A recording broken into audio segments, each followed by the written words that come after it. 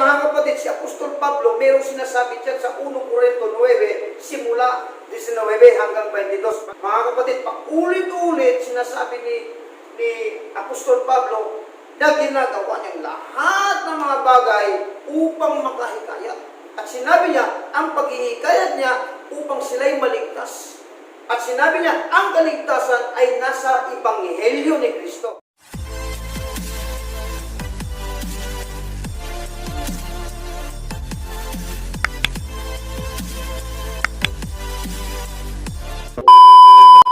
Meron kong paalala si Apostol Pablo sa 1 Corinto 15:58. Sinasabi na kayo ikay magpakatatag at huwag matinag at laging sagana tayo sa gawa ng Panginoon. Pagpalain kayo mga kapatid, bilang body of Christ, hindi pwede na paa lang yung gumagalaw, kamay lang yung gumagalaw, o kaya mata lang yung gumagalaw. Mga kapatid, bilang isang katawan, para maging healthy katawan, kailangan lahat ng bahagi ng katawan ay functional mga kapatid. Kaya ay hindi lang taga-upo, natural, umupo tayo paglinggo, pero hindi lamang taga-upo. Pagkatapos mga kapatid, tayo gagamitin ng Diyos para sa tinatawag na urgency of the hour. Yan po ang mensahe ko ngayong umaga para sa inyo. Ang tinatawag na napaka-urgent, napakahalagang oras at panahon na dapat po natin malalaman. Ang urgency of the hour, walang ibang pinupunto kundi yung magdadala ng kaluluwa sa Panginoon. Puri ng Diyos, sabi po ni mismo natin Panginoon sa Mateo 24:12-13, sumasagana ang katampalasanan. Iyang pandemic na yan, COVID-19, isa sa mga salot na yan, isa sa mga negatibong pagsubok sa tao. Kaya sasagana ang katampalasanan. Kaya pag sagana ng katampalasanan, nagpaalala ang Panginoon na yung kung pagmamahal natin sa Diyos, minsan ay naglalaylo. Pero sabi ng Panginoon, pagkatapos ng 12:13, ang sinabi doon, ngunit ang nagpapatuloy hanggang sa wakas, ang siyang magliligtas. So ang kaligtasan ay may pasimula, ang kaligtasan ay may kawakasan. Ang kawakasan dyan mga kapatid ay tumutuko yan. Yung pinakahuling hininga natin, kawakasan na yan. O kaya yung pagbabalik ng Panginoon, kawakasan na yan. Kaya mga kapatid, magpatuloy po tayo sa ating paglilingkod sa Panginoon. Huwag kayong maghina ng loob, mga kapatid. Huwag kayong maglulupay-pay. Pagkatagpuin ng Panginoon, lahat yung pangangailangan, manalig tayo sa Panginoon. Amen po ba mga kapatid? Amen. Ngayon, sisimulan po natin yung ating mensahe. Itong mensahe na scripture na binigay dito mga kapatid, good for 2 hours to eh. Pero hindi ko gagawin 2 hours, iiklian lang natin. Puri ng Panginoon. Basta mangako kayo makinig, at amen, at mangangako rin ako mga kapatid sa ilang pag-uusap ay matatapos natin ito. Ngayon mga kapatid, ang unang talata, ang unang punto na gusto kong ibagay sa inyo, yung pagiging wise. Alam niyo yung pagiging wise sa sinasabi ng Biblia, ang paghihikayat ng kaluluwa. Pero bago niyan mga kapatid, maalala ko muna yung salitang paghihikayat. Sa English word, winning. Sa Tagalog, paghihikayat. Alam niyo, ang mundo natin ay mundo ng paghihikayat.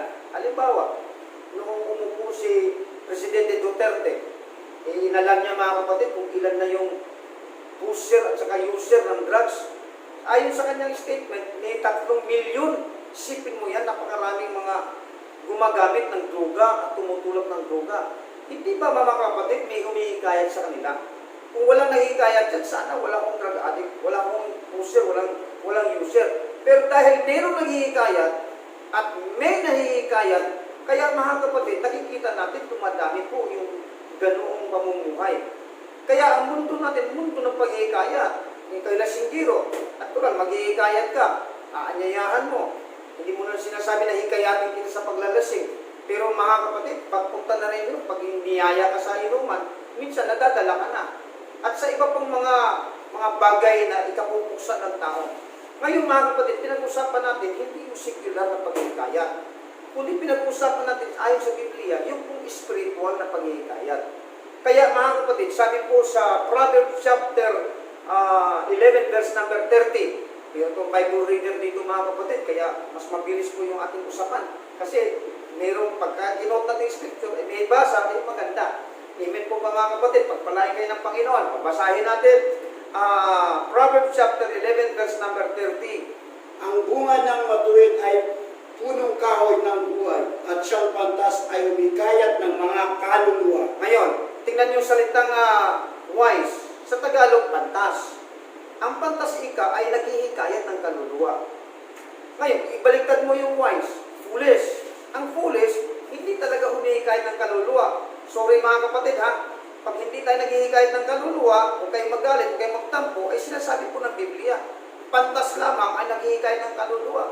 Bago sinabi yan, mayroong binungan na yung punong kahoy ay nagdudulot po ng buhay na walang hanggan.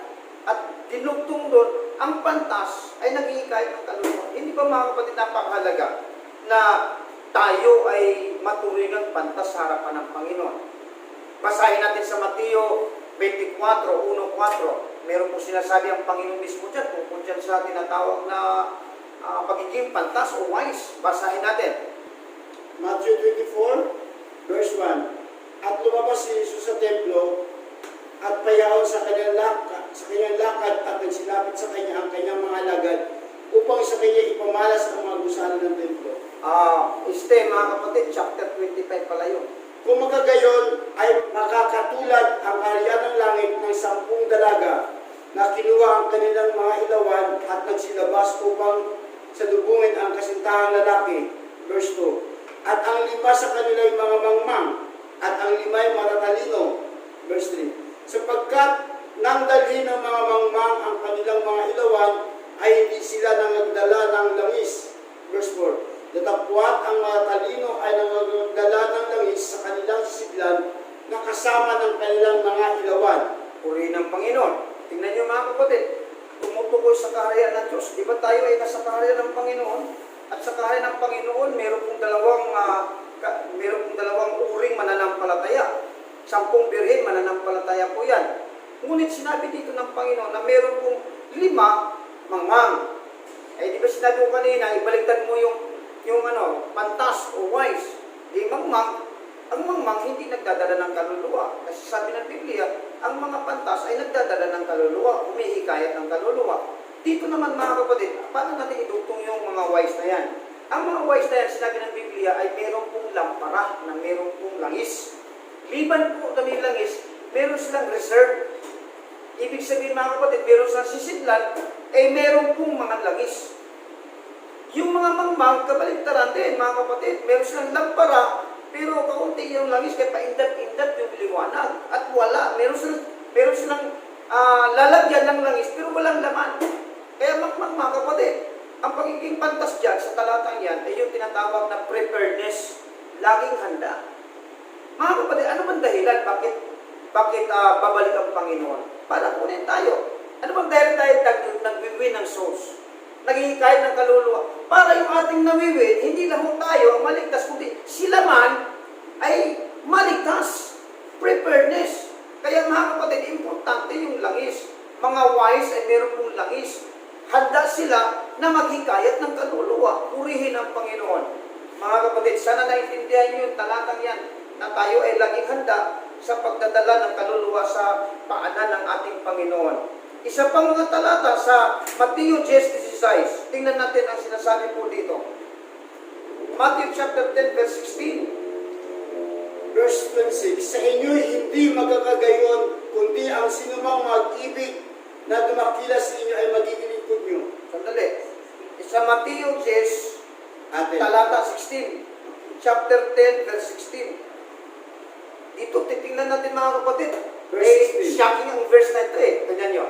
Narito, sinusugo ko kayo gaya ng mga tupa sa gitna ng mga lobo. Mga pakatalino nga kayo gaya ng mga ahas at mga pakatimtim gaya ng mga kalapati. Okay. Ang gusto kong intindihin natin doon, kasi tayo sinugo. Pag walang isusugo mga kapatid, marami pong mga false news, di ba? At marami ding mga false brethren, sabi ng Biblia, mayroong mga false ministers, mayroong false prophets. Mga kapatid, kahit sabihin mong apostolik ka, marami din mga kapatid na kasamahan mo na liko yung pamumuhay eh. O huwag natin pag-usapan muna yan, yung mga liko-liko na mga manggagawa sa pamumuhay. Pag-usapan muna natin sinasabi ng Biblia, be wise like a serpent. Sabi ng Panginoon yan eh. Ano pong wisdom na gusto natin makuha sa serpente. And harmless like a dove. Doon lang po tayo sa wisdom ng serpente. Alam yung serpente, mga kapatid, yun yung sa Genesis chapter 3, yung sinasabi dyan na isang ahas, isang serpente. Na yung serpente na yan ay pinuspos ni Lucifer, ni Satan, kung kaya nagsalita. Anong wisdom dyan ng serpente? Sabi na Panginoon, be wise like a serpent. Not be a serpent, but like a serpent. Ang ibig sabihin, ang wisdom ng serpent dito, tingnan nyo mga kapatid, ano bang ginawa ng serpente? Di ba ang serpente mga kapatid, naghihikayat? Lumapit sa kay iba. Alam natin yan. Sa chapter 3, mga kapatid, meron siyang mensahe. At yung mensahe niya, yung pong karakter niya, inaalok niya si Eva, mga kapatid, na maging self-centered life. Alam niyo mga kapatid, ikliin natin kwento, si Eva at si Adan ay nahikayat ng serpente. Doon, yung wisdom na yan, yun ang kukunin natin. Na sila'y magaling sa paghihikayat. Hindi yung paghihikayat na gagawa ka ng mga pula-pulada, gagawa ka ng mga tricky words, o kaya gagawa ka ng mga kung ano-anong mga magic-magic.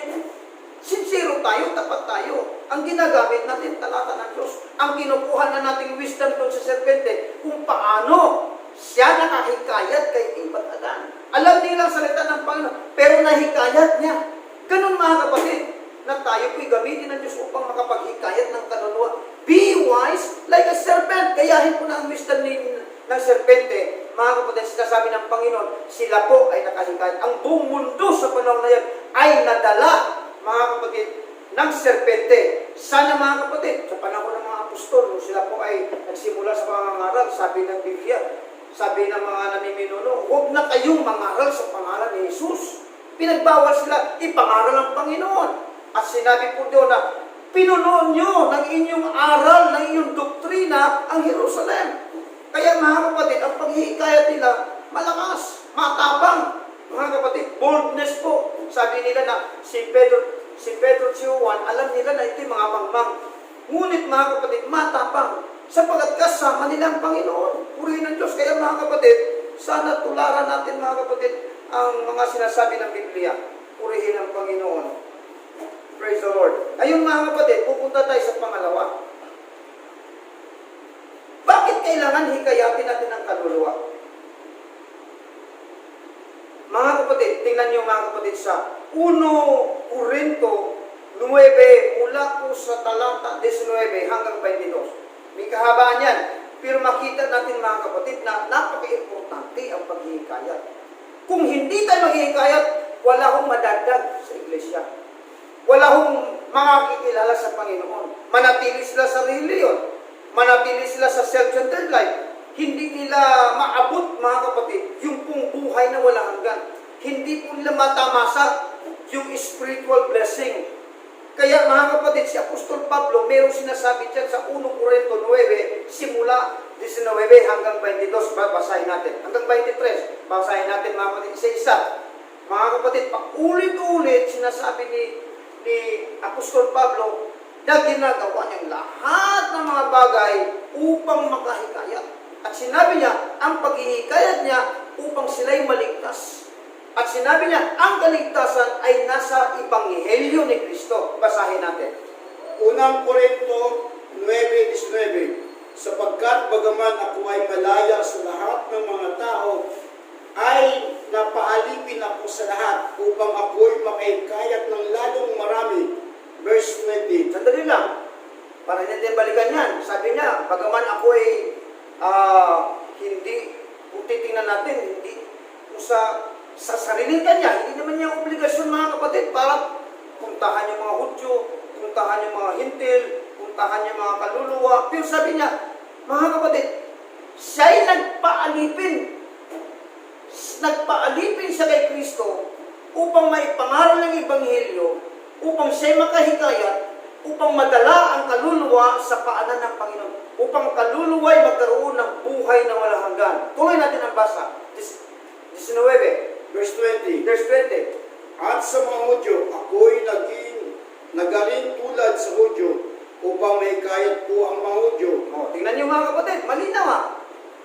Sa mga Sandali lang, tingnan niyo. Sa mga Hudyo, mga kapatid, siya ay nakikibagay. Yung nakikibagay, hindi yung sa mga manlasinggero, kailangan maglasing ako para makibagay sa Allah, para mahikayat. Hindi ganun, mga kapatid. Kundi yung kultura nila, kundi yung kanilang kalagayan. Ibig sabihin, nag-a-adjust si Pablo sa mga Hudyo. Naging Hudyo siya. Para ano? Sabi ni Apostol Pablo, para makahikayat. Kaya hindi masama paghihikayat. Puri ng Panginoon. O tuloy natin basahin. Sa mga nasa ilalim ng kautusan ay gaya ng nasa ilalim ng kautusan, bagaman wala ako sa ilalim ng kautusan upang may kayat po ang mga nasa ilalim ng kautusan. Oo! Isipin mo mga kapatid, nakikibagay sila sa bagay na yun. Sa mga lasinggero, nakibagay ako sa kanila sa pagkikip sa mga lasinggero. Hindi upang ako maglasing, kundi maabot ko sila. Kundi makibagay ako sa kanila upang mahikayat ko ang mga lasinggero. Sa mga bakla, para maabot ko mga bakla, hindi ako magpakabakla, kundi ako ay mag-adjust tungkol sa kalagayan nila upang mahikayat ko ang mga bakla. Ganun yung sinasabi ni Apostol Pablo. Paghihikayat na napakahalaga. Ano po sabi niya? Verse 21, sa mga walang kautusan ay tulad sa walang kautusan, bagamat hindi ako walang kautusan sa Diyos, kundi nasa ilalim ng kautusan ni Kristo, upang may kayat po ang mga walang kautusan. O, tingnan niyo mga kapatid. Paulit-ulit niya sinasabi na siya'y nakikibagay sa iba-ibang antas at kalagayan ng tao. Mga kapatid, ang kanyang layunin makahikayat. Ngayon, ikay mabango. Pero yung mga tao dyan sa squatter, mababanto. Eh hindi ka papasok doon. Paano ko sila mahikayat? Sa mga mababantot, ako ay naging mabantot para mahikayat ko sila. Sa mga matataas, aabutin ko ang galang kataasan upang mahikayat ko sila. Nakikibagay siya mga kapatid. Ang pakikibagay, hindi yung gagawin, yung kanilang ginagawa, kundi makikibagay doon sa kanilang kalagayan para makahikayat. Puri ng Panginoon. O tuloy natin basahin. 22, sa mga mahina ako'y nag-aring mahina upang may kayat po ang mga mahina. Sa lahat ng mga bagay ay nakipagbagay ako sa lahat ng mga tao upang sa lahat ng mga paraan ay maligtas ko ang ilan. O, tingnan niyo mga kapatid. Siya'y nakikibagay. Ang ibig sabihin, pinupuntahan talaga niya yun. At sa pagpunta mga kapatid, yung lingwahe ng Hudyo, lingwahe ng Hintil, lingwahe ng Samaritano, ang kanilang kultura, nakikibagay siya doon. Ang kanyang layunin para makahikayat at ang paghihikayat para sila'y maligtas. Alam niyo, napaka-importante yung kaligtasan. Sabihin na natin, mabuhay ka ng 100 years. Ano? Yung 100 years sa tao, napaka-habang buhay na yan.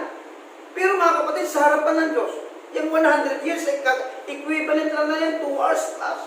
2 hours at ilang minutes. O, tingnan niyo mga kapatid. I-divide mo yung 1,000 years, 1 day sa Panginoon. O, igawin mo natin ganito. 24 hours, i-divide mo sa 1,000 years. 1,000 years. Ilan ang kalalabasan dyan? O di ano lang mga kapatid, papatak ng 2 hours lang. Ibig sabihin, sa harapan ng Panginoon, 2 oras lang tayo kung tayo nabubuhay ng 100 taon. Isipin niyo mga kapatid, napakaibig ang buhay. Ngayon, meron pong awit na sinasabi na isa lang buhay natin. At ang buhay natin, mga kapatid, ay ipaglingkod natin sa ating Panginoon. Alam niyo, ang pinakamagandang buhay, yung naglilingkod sa Diyos. Hindi natin pinag-usapan reliyon. Hindi natin pinag-usapan organisasyon. Hindi natin pinag-usapan denominasyon. Hindi natin pinag-usapan ang sikta. Ang pinag-usapan natin ang Panginoong Jesucristo na nagbibigay ng buhay na walang hanggan. Puri ng Panginoon, mga kapatid. Ngayon, bakit naghihikayat si Apostol Pablo? Ang sabi niya, upang mailigtas niya ang iilan. Hindi natin mailigtas ang buong mundo. Pero mga kapatid, meron talagang tatanggap. Meron din tatanggi. Kung ako pupunta sa Mindoro, mga siniran ko mga kapatid, tumanggap. Pero meron itong isa mga kapatid, yung people, kahit anong explicar ko, paliwanag ko para maintindihan. Pagdating sa dulo, Pastor, hindi, tsaka na lang. O hindi naman ako nagtatampo. Kaya handa tayo mga kapatid, ang gagawin lang natin, maghikayat tayo, mag-share tayo, i-share natin si Jesus Christ. Basta share na lang, share. Yan sinasabi ni Apostol Pablo, ikay may nagtatanim, may nagdidilig. Yan tama na, magdilig lang tayo, magtanim lang tayo, magtanim lang tayo, magdilig lang tayo, and ang Diyos na po ang bahala, mag-convict ka sa Kanya. Ang Diyos po ang nagbibigay bunga. Ibig sabihin, ang Diyos po mga kapatid, ang nagwiwin ng kaluluwa. Tayo, bihikulo lamang para maipaliwanag ang salita ng Panginoon. Ang Diyos ang maghihipo sa kanila. Hindi natin trabaho yan. Kaya, totoo yan sa Biblia, merong tanggi at merong pong tinatawag na tanggap.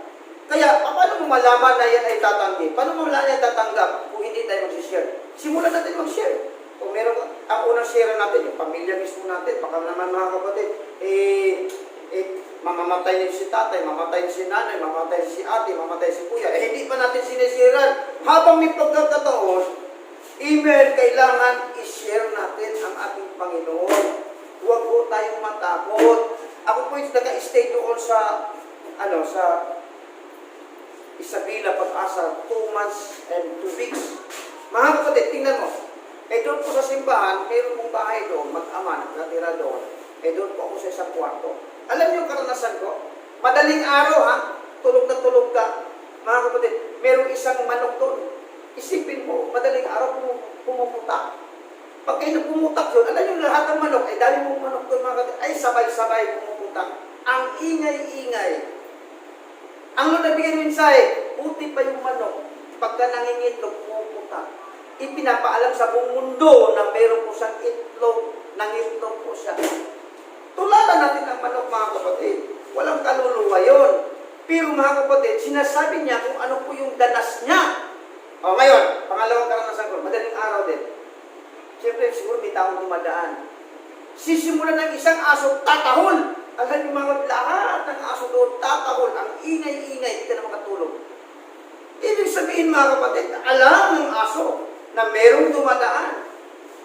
Kaya tularan natin yung aso mga kapatid. Hindi kailangan maging aso tayo. Tularan natin yung karakter nila. Tahol tayo ng tahol. Itahol natin ang ating Panginoong Jesucristo. Amen po ba?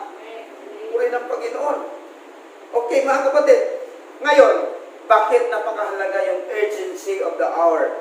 Bakit napakahalaga yung tayo maghikayat ng kaluluwa? O tingnan nyo sa 1 Thessalonica, pangalawang Thessalonica 1:8-9. Isipin nyo mga kapatid. Isipin mo, kung hindi tayo magsishare, bago basahin natin yan. Sige, basahin natin muna yan. Diretso tayo sa 1:1-12. Ano sinasabi ni Apostol Pablo dyan? Ito mga kapatid, hindi pananakot, pero totoo ito. Bible facts ko ito. Nagbabasa kayo ng Bible. Believer ka mo tayo ng Diyos at believer tayo ng Scripture. Scripture pinabasa natin. Naniwala ka sa Diyos, hindi ka maniwala sa Word of God. Ano kaya yun? Ang Diyos at salita niya, hindi mo pwedeng paghiwalay. Pag naniwala ka sa Diyos, dapat maniwala tayo sa Word of God. Ang ating pinag-uusapan, Word of God. Paniwalaan po natin ito na ito'y Bible facts. Ito yung truth na dapat nating sundin. Mga kapatid, dapat mamuhay tayo sa salita ng Diyos. Sabi po yan, ikuto lang ito mga kapatid. At handa na po yung pangalawang Thessalonica 1:8-9. Ang sabi na, hindi nabubuhay lamang ang tao sa tinapay, pisikal, agahan, anghalian, hapunan, midnight snack. Meron pang midnight snack. Ngayon mga kapatid, isipin mo yan, kain tayo ng kain. Kundi sa bawat salita ng Diyos. We are living by every word of God. Hindi tayo nagbimis, hindi tayo nagbabawas, hindi tayo nagdaragdag, but every word. Kung ano sinasabi ng word of God, sinusunod natin ito.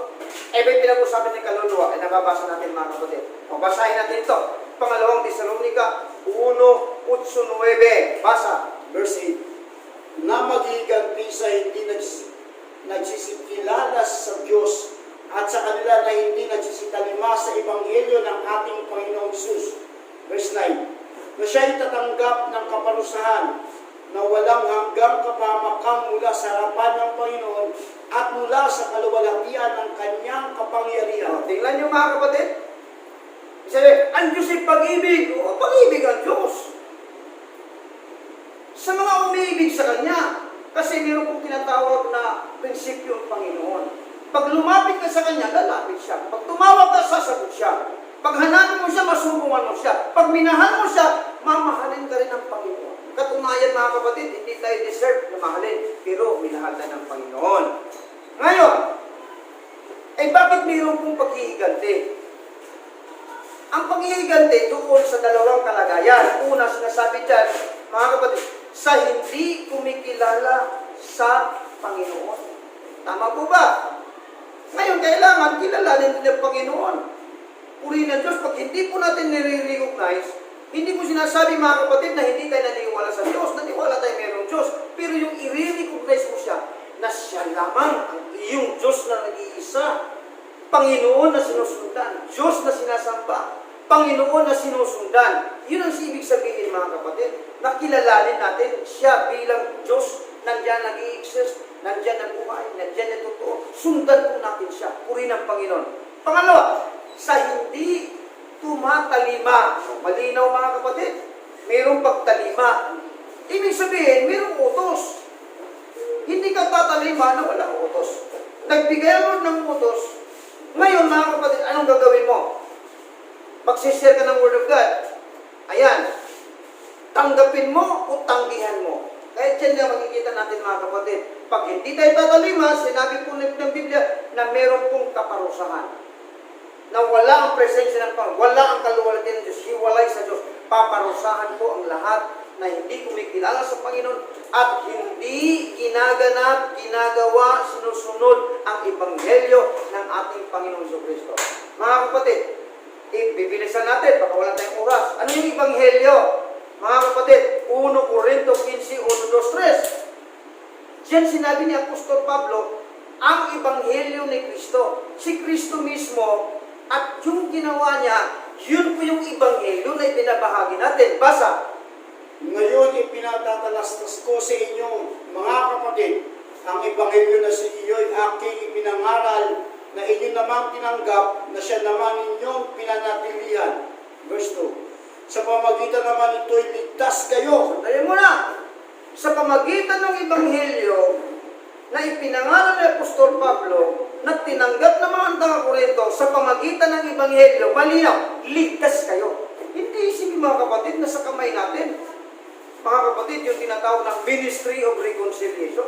Nasa kamay natin yung Word of Reconciliation. Mga kapatid, totoo yan. Kaya ibahagi natin yan. Ituloy natin ang Ebanghelyo. At pagkatapos nito mga kapatid, makikita natin yung kahalagahan talaga ng pagpagsishare. Tuloy. Kung matyaga ninyong iingatan ang salitang ipinangaral ko sa inyo, maliban na kayo'y magsisampalataya ng walang kabuluhan. Ibig sabihin nito mga kapatid, sampalataya ng walang kabuluhan, minsan tinanggap, pero humigay, huminto. Humigay eh. Ayan, isingit muna natin pagkatapos yan, balikan lang agad. Yung bumibigay, kagaya po sa Juan 6:70. Ano sinasabi sa Juan 6:70? Basahin po natin. Okay, meron tayong isa pang Bible reader. Pasagana tayo sa mga Bible reader dito. John chapter 6, verse number 17. Basa.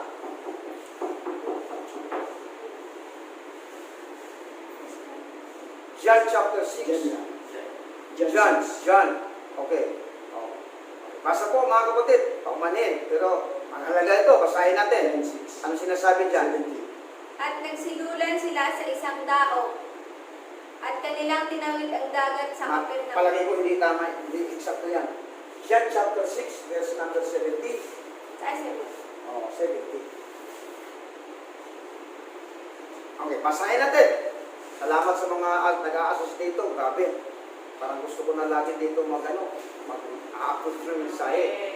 Sige, tuloy po mga kapatid. Basa. Sinagot sila ni Jesus, Hindi ba hinirang ko kayong 12? Anong hinirang ng Panginoon? 12 apostol. Ngayon, mga kapatid, tuloy mong basahin. At ang isa sa inyo ay dyablo. Tingnan mo naman mga kapatid. Hindi si Lucifer. Naging dyablo si Judas dahil ginagawa niya yung ministry ni Satanas. Saan mo makikita yan? Bago natin basahin yung Ebanghelyo, mag-remind kayo kung ako'y tapos na ha. Baka abutin tayo ng 2 oras. Ngayon mga kapatid, ang hinirang ng Lord ay 12 apostol. Hindi siya naghirang ng dyablo. Si Judas ang pumili na maging dyablo. Kaya mga kapatid, yung mga manggagawa, ito yung siguro, apostol yan ha, apostol yan. Hinirang pinili ng Diyos, pero itong apostol na ito, siya ang nag-decide na magpapakadyablo. Ay sinasabi ko yan mga kapatid, yung mga nagre-rebelde, yung mga naglilihis, yung hindi marunong sumunod, ayan.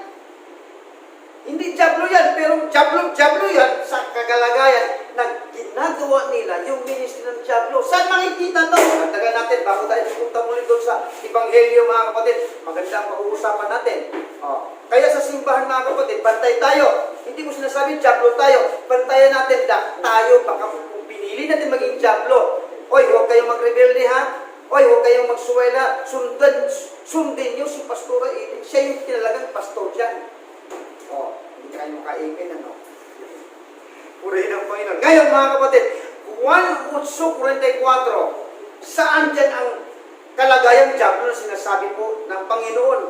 Apostol pinili niya. Bakit lumabas na isa sa inyo yung dyablo? Ibig sabihin, si Judas talagang nagrebelde. Pinili niya maging dyablo. Sa anong kalagayan? 1:44. Basa. Kayo'y sa inyong amang dyablo, at ang mga nais ng inyong ama ang ibig ninyong gawin. Ang linaw. Yung amang dyablo, si Lucifer, the devil, Satan, yung pong ibig ni Satanas ay ginagawa nila. Kaya mga kapatid, paalala lang to ha, hindi ito sermon. Kung sermon man, hayaan mo na sermon. Pero mga paalala lang po, ha, huwag nating gawin yung pong ministry ni Satanas.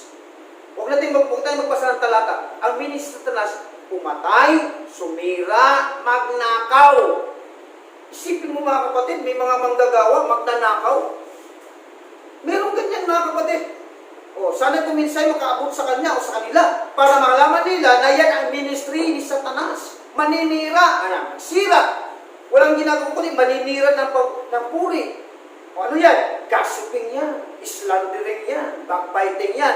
Yan ang ministry na ginagawa ng mga alagad ni Satanas. Nagmukhang Kristiyano, puti ang damit, pero mga kapatid, sa loob, bulok na mga buto.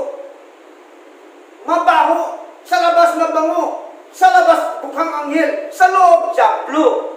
Kaya mga kapatid, paalala lang po, huwag niyong sundan, huwag niyong tularan ang mga ganong mga tao. Meron yan. Yung si Kristo, meron kong dyablo na gusto maging dyablo. Meron din sa BLC. Sino kaya mga kapatid?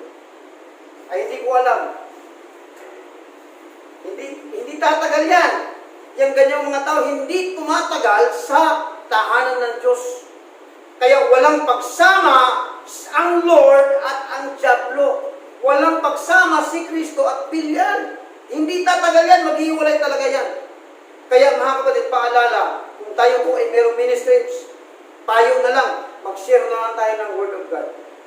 Huwag mong isipin, huwag mong pansinin, huwag mong tularan, sundan ang mga ganong trabaho. Puro negatibo, puro paninira. Mas maganda mga kapatid, mag-share na lang tayo ng Words of God.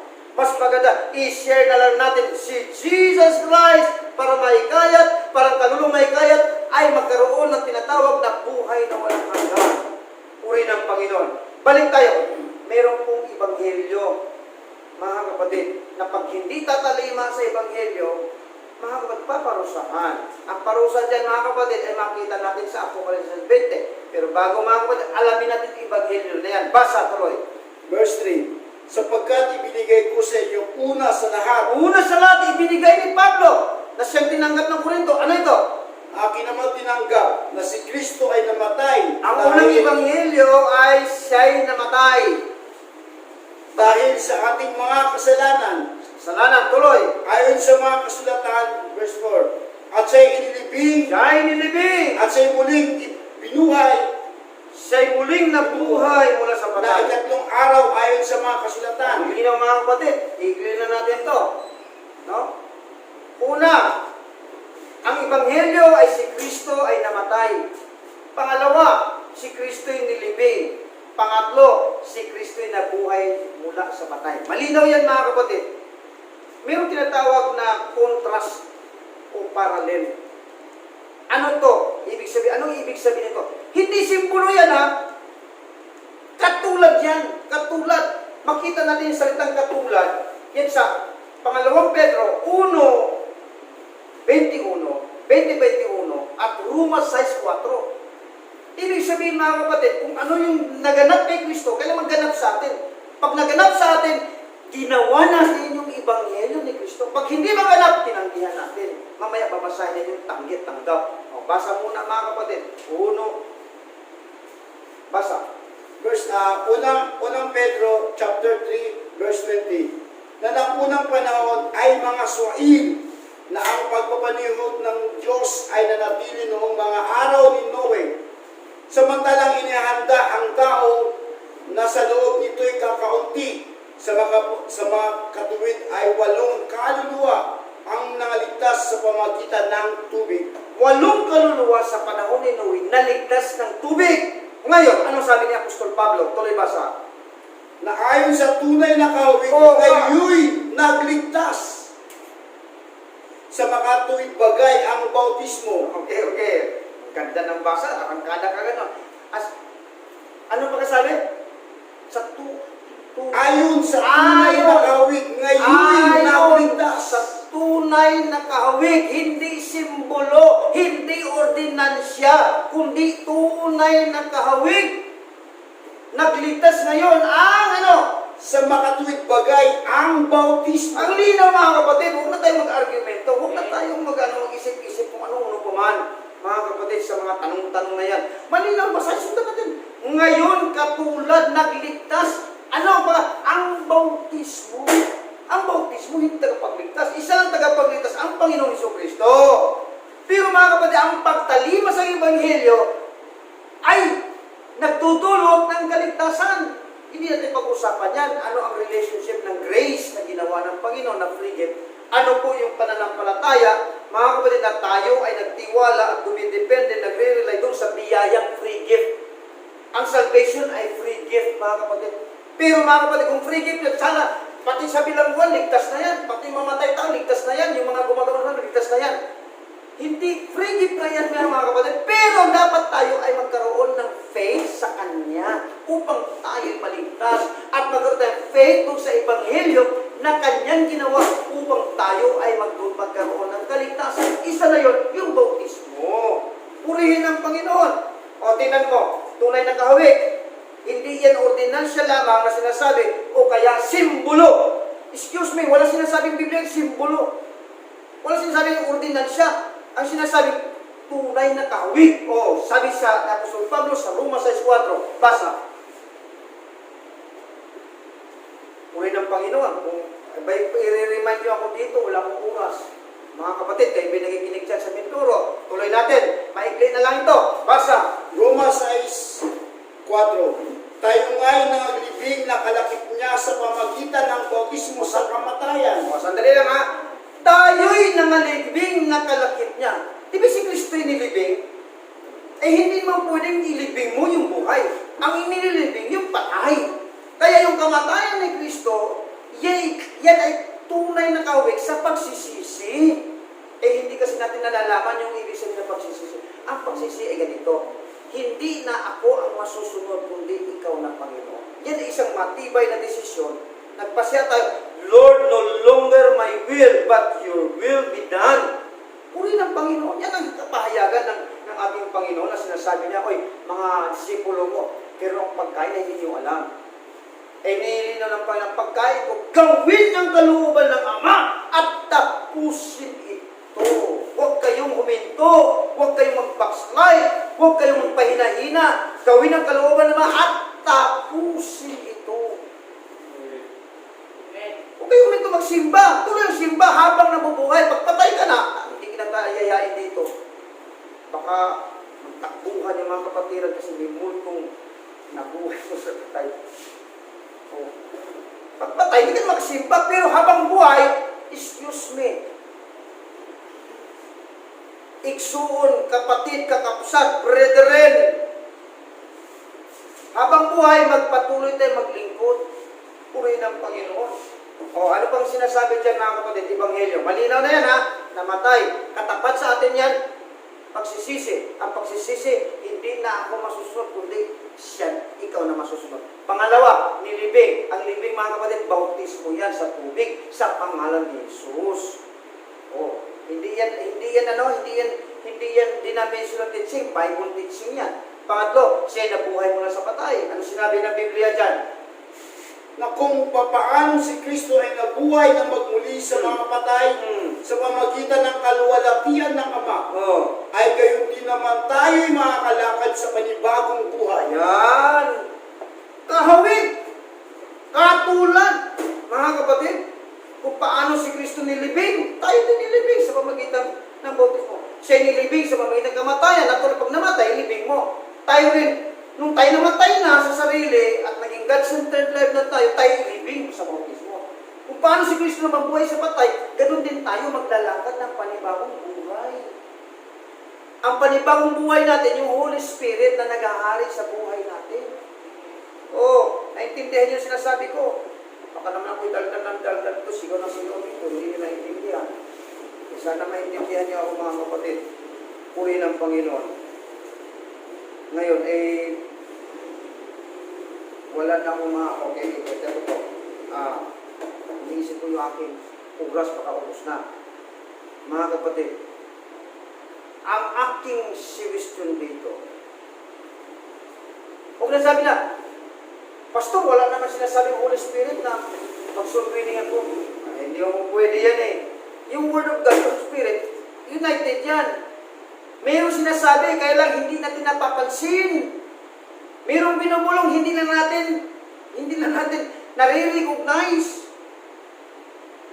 Sino yung ko? Ayan, sa ilong mo, nakadikit ka na. Nandyan yan. Pamilya mo. Kaya aking kung sinasabi, kumuha kayo ng librita, hindi listahan ng utang, listahan ng kaluluwa. Priority natin yung pamilya. Second priority yung ating kamag-anak. Pangatlong priority yung ating mga kaibigan. Ang huling priority, hindi natin kilala. Yan mga kapatid, ilista natin yan. Intentionally, kailangan po isira natin ang Word of God. Ngayon mga kapatid, may kasabihan, hulit mat magaling, ano kasunod? Maihahabol pa rin. Habol na mga kapatid. Habol na. Ibig sabihin, share na. Share na natin. Lahat, huwag tayong mamimili. Makibagay lang tayo. O kayo dyan, ang taga-Cavite dyan, share na natin. Kailan pa natin share? Gawin na natin. Purihin ang Panginoon. Amen, amen. Ako'y napangiti lang. Kasi masaya ako mga kapatid. Amen. Sa pagpapahayag na kailangan i-share natin ang Word of God. So pumunta kami sa GMA. Ayan. Mayroong coordinator doon. Hindi kami sinipot. May trabaho ata. Ngayon mga kapatid, 5 ang nabautismuhan. Sinasabi ko sa nila, Hoy, hindi ko kayo bautismuhan. Kailangan magpasya kayo na maging disipulo. Magpasya kayo magsisisi sa buhay nyo. At pagka ginawa nyo yan, babautismuhan. 5 ang nabautismuhan sa kabila. Ang sunod dyan, alagaan na lang. Pag hindi alagaan yan, nako, ang batang isinilang. Pag hindi alagaan ng nanay, patay! Kaya alagaan, motherhood spirit, yung mga kaluluwang lumapit sa Panginoon, i-follow up natin, visitation natin, alagaan natin sapagkat sila'y bago. Pero pag matagal na yan, huwag mo nang alagaan si Kuya Saryo, laki na niya. Diba? Hindi na kailangan visitation, follow up niya. Malaki na yan. Pag ang anak mo may edad na ng 10 years old, hindi na masyado alagain yan. 13, 14, 15. Kakargahin mo po yan.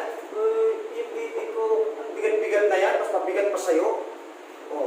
Kaya mga kapatid, magdala tayo ng kaluluwa. Pagkatas alagaan mo ang kaluluwa. Baby pa sa harapan ng Diyos. Puri ng Panginoon. Ngayon mga kapatid, dalawang talata na lang. 1:1-11-12.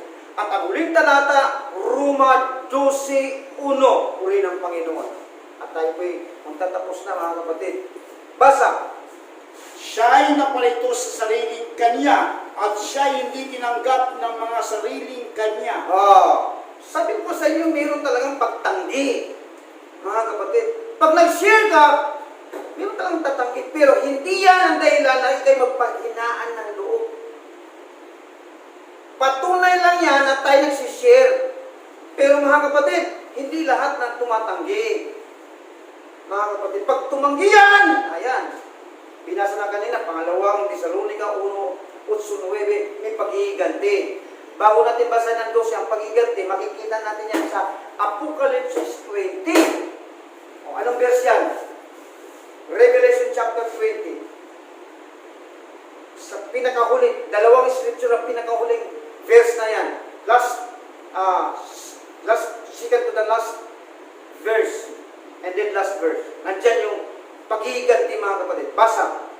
At ang kamatayan at ang Hades ay binubulit sa dagat-dagatang apoy. Ito ang ikalawang kamatayan. Sa mga tuwid ay ang dagat-dagatang apoy. Tingnan nyo. Lahat tayo ay dumanas ng unang kamatayan sa pamagitan ng pagsuway ni Adat ni Eva. Lahat ng isinilang nagmana ng unang kamatayan. Pero nung dumating ang mensahe, nag-share ka kapatid, nag-share ka, mananampalataya. Pag tinanggap nung kapatid, kaibigan na yan, yung friend mo na yan, yung pamilya mo yan, ang Panginoon, yung unang kamatayan mawawala. Pero pag tinanggihan, mga kapatid, kaya nga ang ibinulig, hindi sinabing tao, ang ibinulig, yung pong kamatayan at ang Hades. Ang tao na sa unang kamatayan, siya'y nasa kalagayang unang kamatayan at Hades. Hades, impyerno. Ang walang Diyos, mga kapatid, ang kalagayan na. Hindi ko sinasabi na ikay lumalangoy sa impyerno at apoy. Ang sinasabing kalagayan niya ay parang isang kalagayang kamatayan at Hades. Unang kamatayan yan. Pero, pag tinanggihan yan si Kristo, 1:8 kababasa natin, siya dumating sa kanyang ulit, siya tinanggihan. Pag tinanggihan, kababasa na natin doon sa lawa ng apoy. Basa, meron pa verse number. Okay, tuloy. At kung ang sino man ay hindi nasumpungan nakasulat sa aklat ng buhay, ay ibinulit sa dagat-dagatang apoy. Malinaw mga kapatid. Hindi nakita yung iyong pangalan. Nung binuksan yung aklat, nasaan si Laika dito? Letter B pa lang binasa. Letter L pa lang yan, Laika. Pag hindi nabasa ang pangalan natin mga kapatid, sorry. Ibubulig tayo mga kapatid doon sa lawa. Lake of fire. Yun po yung pangalawang kamatayan. Huwag natin pahintulutan na meron tayong kamag-anak, meron tayong pamilya na pupunta sa lake of fire. Dadanas ng second death, mga kapatid. Kaya kailangan basahin natin ang verse number 12. Kailangan bahagian siya ng Word of God. Basa. Datapwat ang lahat ng sa kanya'y nagsitanggap ay pinagkalooban niya sila ng karapatang maging mga anak ng Diyos. Sa makatuwid bagay ang mga nagsisisampalataya sa kanyang pangalan. Purihin ang Panginoon. Paano sila sisampalataya kung hindi naman nakarinig? Di ba? Paano naman makarinig kung wala namang mga ngaral? Kaya tayo ay nasa kalagayan, hindi kailangan maging preacher ka. Mag-share ka lang ng Word of God. Ipangaral mo, ibahagi mo, ipatuto mo si Kristo. Mga kapatid, sinabi sa Biblia. Huwag natin basahin. Mga kapatid, sinasabi sa Gawa 1:8. Sinabi din niya sa Juan, mga kapatid, na kayo, sa Lucas 24, sa bandang baba, na ipangaral ika ang pagsisisi at kapatawaran ng kasalanan, buwan sa Jerusalem. Ang next verse, kayo ay mga saksi nito. Ibig sabihin, saksi tayo sa Panginoon Kristo. Saksi tayo, nadanasan natin ang new birth. Mga kapatid, i-share natin ito. Pag i-share natin ito, mga kapatid, sila'y sasampalataya sa Panginoon. At yung pananampalataya sa Panginoon, uwi sa pagtanggap kay Kristo. Tanggapin si Kristo na nag-iisang Panginoon. Tanggapin si Kristo na tagapagligtas at manunubos. At pag nangyari ito, mga kapatid, sila'y bigyan ng karapatan na maging anak ng Diyos. Hindi, bakit bigyan ng karapatan maging anak ng Diyos? Hindi anak ng Diyos. Pero, nung tinanggap, pinaniwalaan si Kristo, nung tinanggap si Kristo sa puso, naglilingkod sa Panginoon, ibinigay ang buhay sa Panginoon, sa Diyos lang masusunod, puri ng Panginoon, mga kapatid. Ano mangyayari? Mga kapatid, sila'y binigyan ng karapatan. Anong karapatan? Ang karapatan ay buhay na walang hanggan. Tapusin natin ang ating mensahe. Pagpalain kayo ng Panginoon. Roma 12:1. Purihin ang Panginoon. Ano sabi? Kaya nga, mga kapatid, ipinamamanhid ko sa inyo, alang-alang sa mga kahabagan ng Diyos, na inyong iharap ang inyong mga katawan na isang haing buhay, banal na kaya-aya sa Diyos, na siyang inyong katampatang pagsamba. Tama. Oh, ayan. Ano po? Nangungusap si Apostol Pablo na ialay natin ang ating buhay. Na buhay na sakripisyo. Living sacrifice. Mga kapatid, huwag na natin babasahin at talawin pa tayo. Alam nyo, ang kailangan natin ay may dalang habag. Sa Mateo 9:37-38, nakita niya ng Panginoon mga tao, nangangalat. At sabi ng Biblia, at siya nagdalang habag. Di ba mga kapatid, pag may nakita ka dyan, naglulupasay, kawawang-kawawa, at may dalang habag ka, nahabag ka, tutulungan mo eh. Di ba? Oo. Eh yung mga kaluluwa lang kay Kristo, ganun ang kalagayan. Kaya mga kapatid, sana bigyan tayo ng Panginoon ng habag. Burden, compassion. Ito po yung mag-stir up sa atin, mag-motivate sa atin na tayo mag-share. Puri ng Panginoon.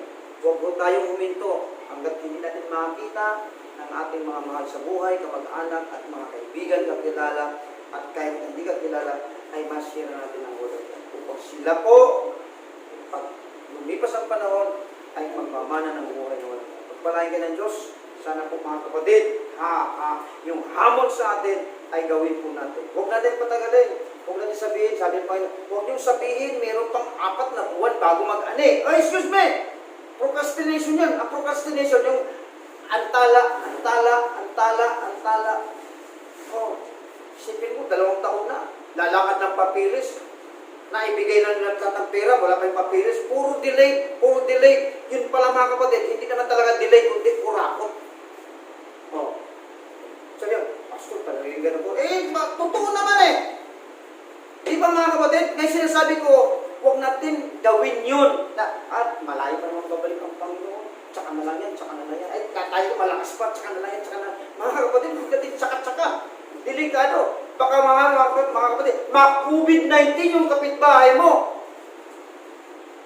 Baka sa sign of the cross ka, babalik ka sa sign of the cross Katoliko, Diyos ko ka pa. Bakit? Yung hindi mo isipin na kalakas-lakas, na COVID-19, namatay. Sabi mo, naku, sisipin ko pa sana bukas yun. Bukas na lang, hindi darating ang bukas. Ngayon! Pagpalain kayo ng Panginoon, sana naintindihan rin yung mensahe, kayong Mindoro, pupunta kami dyan sa July 9. Tandaan niyo yan. July 8, pupunta kami. July 8, July 9. Antayin niyo kami. Ngayon, kung kumustahin ko talaga kayo, ilan ang kaluluwa dala mo? Huwag mo sabihin, Pastor, 0 pa rin ay pupunta niya itlog mga kapatid. Kailangan po isa man lang tayo, na makadalawa lang tayo. Anong gagawin? I-share natin ang salita natin. Puri ng Panginoon, tayo magsitayo. Puri ng Panginoon, magkasama ko dito, kasama ko tayo. Tayo manalangin sa Panginoon. Nagilang Diyos, maraming salamat po sa bawat kapatiran na patuloy na nakikinig, patuloy na nai-inform, at hindi lang nai-inform, kundi Panginoon, tuloy-tuloy na maging kasangkapan mo, maging bihikulo mo, maging vessel mo, para i-share ang Word of God. Maraming salamat, Panginoon. Maraming salamat, Panginoon. Purihin ka, sambahin ka. Pagpalain mo, Pastor Adilin, si Nanay Wilma, Malabat family, pagpalain mo si Minister Aldo, pagpalain mo mga elders, leaders ng church, pagpalain mo mga young people na magdala pa ng mga young people, pagpalain mo mga adults, magdala pa ng mga adults. Lord, gamitin mo kami. Kailan pa ibibigay ang buhay? Maaari nating awitin ito. Kailan pa ibibigay ang buhay mo sa kami? At pagkatapos na ito, ay closing na tayo mga kapatid, tatapos na tayo. Purihin ng Diyos. Purihin ng Diyos. Samahan niyo ako sa awit na ito. Amen. Sana pagpalain kayo mga Panginoon. Ito ng panahon, ito na yung oras. na tayo may gamitin para i-share ang Ebanghelyo, i-share si Jesus Christ sa ibang tao. Purihin ang Panginoon.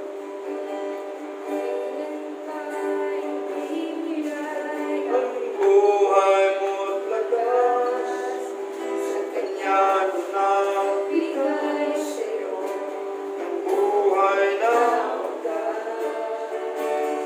ang pangalan niyang banal, kailan itatanggap. Wala nang pagkakataon. huli na ang lahat. Ang araw mo lumipas na. Makuha mo ba kaya siya ay pag-ikuran? Kailan pa kaya Piling ko sa'yo. kung hindi ngayon? Kailan pa, kapatid? Hallelujah! Kung ang araw mo'y lumipas na, makuha mo ba kaya siya ay pag-ikuran? Kailan pa kaya Piling ko sa'yo. kung hindi ngayon? Kailan pa?